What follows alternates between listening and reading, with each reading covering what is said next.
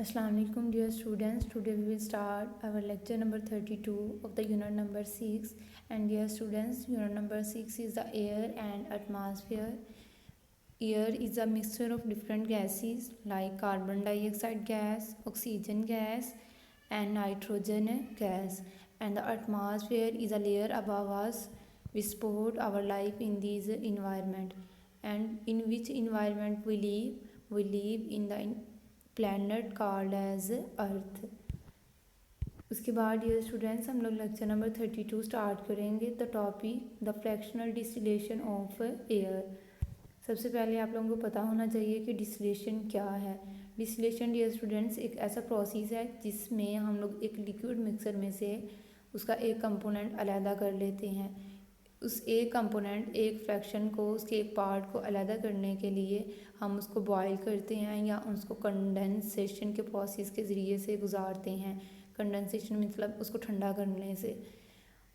Distillation is the process of separating the components और substances from a liquid mixture by using selective boiling and condensation. इससे ये हो सकता है कि कोई कंपोनेंट कम्प्लीटली उस मिक्सर में से अलहदा हो जाए या उसका कुछ पार्ट अलहदा हो और सारा का सारा वो अलहदा ना हो सके।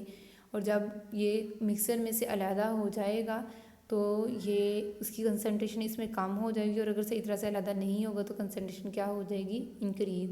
Distillation may result in essentially complete separation or it may be a partial separation that increase the concentration of selected component in the mixer. उसके बाद ये स्टूडेंट्स हम लोग बात करेंगे apparatus of the fractional distillation. सामने आप लोगों को एक डायग्राम नज़र आ रही है। इस अपरेटस के ज़रिए इसके इंस्ट्रूमेंट के लिए हम लोग फ्रैक्शनल डिस्टिलेशन का प्रोसेस रन करते हैं। मतलब हम लिक्विड मिक्सर में से किसी एक चीज़ को अलहदा कर लेते हैं। उसके बाद ये स्टूडेंट्स हम लोग बात करेंगे properties of gases in the air. Air में जो डिफरेंट गैसेस हैं इनकी क्या क्या प्रॉपर्टीज़ हैं, क्या खसूसियात हैं, ये एयर में क्या रोल प्ले करती हैं या हमारी लाइफ के ऊपर इनकी क्या इम्पोर्टेंस है, कैसे ये हमारे लिए फ़ायदेमंद है। सबसे पहले हम नाइट्रोजन की बात करेंगे। तो डियर स्टूडेंट्स नाइट्रोजन ऑलमोस्ट 78% मौजूद होती है हमारे एटमॉस्फेयर में। How many percent of nitrogen is present in our environment in our air? Almost 78%। Nitrogen को अमोनिया बनाने एक केमिकल है, इस बनाने के लिए इसका इस्तेमाल किया जाता है अमोनिया बनाने के लिए। नाइट्रोजन जो है ये हमारे एटमॉस्फेयर में ब्लैंकेट के तौर पे काम करती है ताकि इसमें से ऑक्सीजन बाहर खारिज ना हो सके। नाइट्रोजन को फूड पैकिंग, ग्लास मेकिंग और सेमीकंडक्टर्स की मैन्युफैक्चर्स के लिए भी इस्तेमाल किया जाता है। उसके बाद ये स्टूडेंट्स हम लोग बात करेंगे जो सेकेंड गैस है एयर में वो कौन सी है? Oxygen gas. तो ऑक्सीजन गैस को डियर स्टूडेंट्स हम लोग कंबशन जलाने के प्रोसेस में इस्तेमाल करते हैं ऑटोमोबाइल्स वगैरह में एनर्जी प्रोड्यूस करने के लिए ताकि वो रन कर सकें। उसके लिए भी ऑक्सीजन इस्तेमाल होती है। स्पेस क्राफ्ट में इसको इस्तेमाल किया जाता है और जितने भी बर्निंग प्रोसेसेस हैं उन सारे बर्निंग प्रोसेसेस में ऑक्सीजन इस्तेमाल होती है। Oxygen gas is use in for the combustion to produce the energy in the automobiles, the aeroplanes, airplanes, the ships, the generators, the industrial processes. Liquid oxygen gas is used in burning of fuel in the spacecraft for generating the required thrust in space where there is neither air nor oxygen. उसके बाद ये students हम लोग बात करेंगे carbon dioxide gas की। ये solid form में होती है और इसको रेफ्रिजरेशन और कूलिंग वगैरह के लिए इस्तेमाल किया जाता है, किसी चीज़ को ठंडा करने के लिए इस्तेमाल किया जाता है।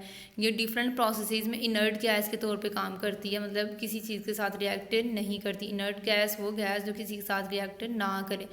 इसको हम लोग क्या करते हैं in the storage of carbon powder and in fire extinguishers. Fire extinguisher में इसको इस्तेमाल किया जाता है और इसके अलावा मेटल इंडस्ट्री में इसको इस्तेमाल किया जाता है। इसको कास्टिंग मोल्ड्स जो है वो बनाने के लिए इस्तेमाल किया जाता है। किसी चीज़ की सख्तपन उसके हार्डनेस को इंक्रीज़ करने के लिए इस्तेमाल किया जाता है। मोल्ड मुख्तलिफ आले जिससे हम लोग डिफरेंट काम कर सकते हैं वो बनाने के लिए इसको इस्तेमाल किया जाता है। उसके बाद है dear students carbon dioxide and greenhouse effect में हम लोग बात करेंगे कि जो ग्रीन हाउस इफेक्ट है वो किस तरह से प्रोड्यूस होता है, उसमें कौन सी डिफरेंट गैसेस मौजूद हैं। तो इसमें NSA जो सिस्टम है उसने ऑब्जर्व किया कि the amount of carbon dioxide and some other gases in our atmosphere cause the greenhouse effect. इन्हीं को हम लोग ग्रीन हाउस गैसेज कहते हैं। किस किस को? कार्बन डाइऑक्साइड को और अदर गैसेज, वो हम लोग देख लेते हैं इसमें कौन कौन सी और अनदर गैस है। Too much of this greenhouse gases can cause earth atmosphere to trap more and more heat. जब इनकी तादाद ज़्यादा हो जाएगी ग्रीन हाउस गैसेज की, तो ये हमारे एटमॉस्फेयर में ज़्यादा से ज़्यादा हीट को ट्रैप करेंगे और अर्थ का जो टेम्परेचर है ये क्या हो जाएगा? ज़्यादा। ये कुछ चीज़ों के लिए फ़ायदेमंद भी है, जैसे बहुत सारे प्लांट्स ऐसे हैं जिनको हाई टेम्परेचर की रिक्वायरमेंट होती है ग्रो करने के लिए। उसके बाद ये स्टूडेंट्स हम बात करेंगे ग्रीन हाउस गैसेज की। तो इसमें आ जाती है carbon dioxide gas, methane, nitrous oxide and other gases that accumulate in the atmosphere and create the heat reflective layer that keep the earth at a livable temperature. और इसके अलावा ये गैसेज जो हैं ये रिफ्लेक्टिव लेयर के तौर पे भी काम करती है कि बाहर से हीट को जो है वो क्या करती है? Reflect. This gases form the insulation that keep the planet warm enough to support life.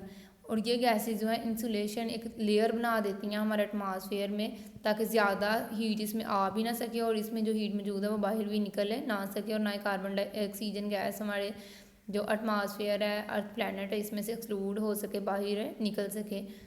उसके बाद डियर स्टूडेंट्स हम बात करेंगे diagram of green house gases.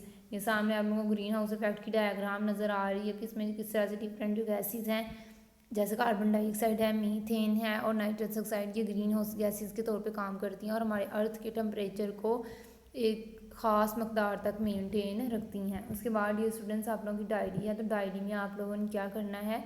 Different gases के प्रॉपर्टीज़ के बारे में आपने पढ़ना है, फ्रैक्शन डिस्टिलेशन को अच्छी तरह से याद करना है। Thank you.